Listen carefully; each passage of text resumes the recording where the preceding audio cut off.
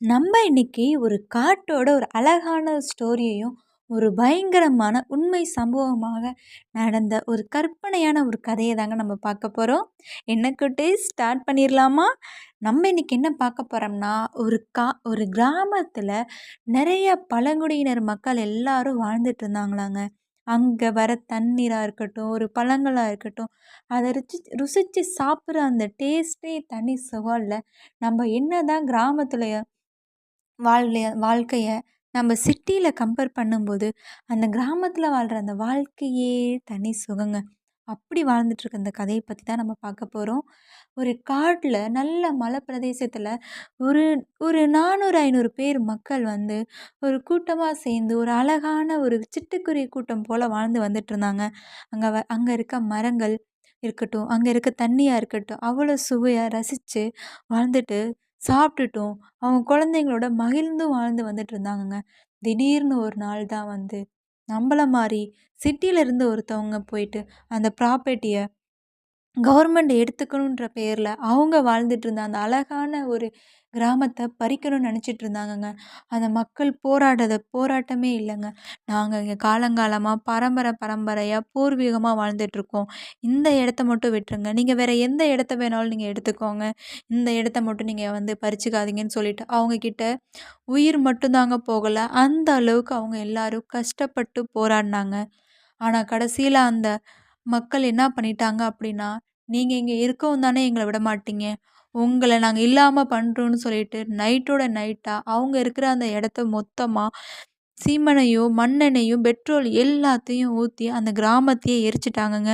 அவங்க கடைசி மூச்சு வரைக்கும் அவங்க இந்த இடத்த விட்டு போவாங்கன்னு ட்ரை பண்ணாங்க. ஆனா அந்த மக்கள், "நாங்க எரிஞ்சே செத்தாலும் பரவால்ல. நாங்க இங்க இந்த இடத்த விட்டு போக மாட்டோம்ன்னு" சொல்லிட்டு அங்கேயே கருகி போயிட்டாங்கங்க. ஆனா அவங்க சாகறதுக்கு ஒரு நிமிஷத்துக்கு முன்னாடி அவங்க ஒரு சாபம் விட்டாங்கங்க. "நீங்க எங்கள எரிச்சிட்டீங்க. ஆனா நீங்க இந்த இடத்த யாராலயும் தொட முடியாது. நான் இந்த நெருப்போடுலயே ஒரு கோட்ட போடுறேன். இந்த இடத்துக்கு தானே நீங்க ஆசைப்பட்டீங்க.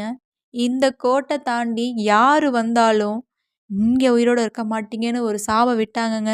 அது பல 100 வருஷத்துக்கு அப்புறமாவும் அந்த சாபம் பளிச்சிட்டு இருக்குன்னு சொல்லிட்டு எல்லாருமே நம்பிட்டு இருந்தாங்க. அப்புறம் காலம் போக போக இதெல்லாம் ஒண்ணும் இல்ல பொய்ன்னு சொல்லிட்டு இருந்தாங்க. ஆனா அங்க பக்கத்துல வாழ்ந்துட்டு இருக்க மக்கள் எல்லாருமே அது நடக்கிறதாவும், அந்த விட்ட சாபம் உண்மையாகவும் நம்பிட்டு இருந்தாங்கங்க.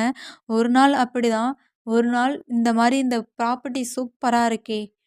இத அபகரிச்சே ஆகணும்னு சொல்லிட்டு இன்னொரு கும்பல் வந்து கிளம்பி வந்தாங்க. அங்க இருக்க கிராமவாசிகள் எல்லாருமே அவங்கள அறிவுறுத்துனாங்க. "இங்க போகாதீங்க. இங்க போனா உங்களுக்கு உயிருக்கு ஆபத்துன்னு" சொன்னாங்க.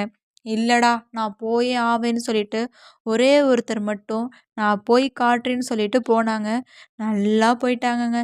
எங்க அவங்க பொய் சொல்றாங்க. யாரும் இந்த இடத்த அபகரிச்சுக்க கூடாதுன்றதுக்காகன்னு சொல்லிட்டு ஆணவத்திலயும், திமிர்லயும் போனாங்கங்க. கரெக்ட்டா போயி, அந்த எல்லைக்கோடு வரைக்கும் போய் அவங்க கால எடுத்து வச்சாங்க. அவங்க கருகி நாசமா போயிட்டாங்கங்க.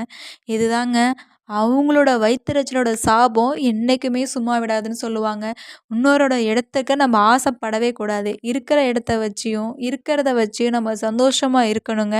அதே மாதிரி மற்றவர்கள் சொல்றத எல்லா விஷயத்துலயும் கேட்காலாட்டியும், ஒரு சில விஷயத்த நம்ம கேட்டு தாங்க ஆகணும். நம்பாமலும் இருக்க முடியாது இல்லையா?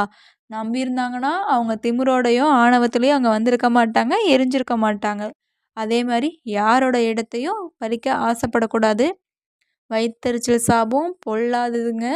இது வந்து சின்ன கற்பனை கதை தான். உங்களுக்கு புடிச்சிருந்துச்சுன்னா லைக் பண்ணி சப்ஸ்கிரைப் பண்ணுங்க. உங்களுக்கு ஏதாவது சஜஷன் இருந்துச்சுன்னா கமெண்ட்ல சொல்லுங்க.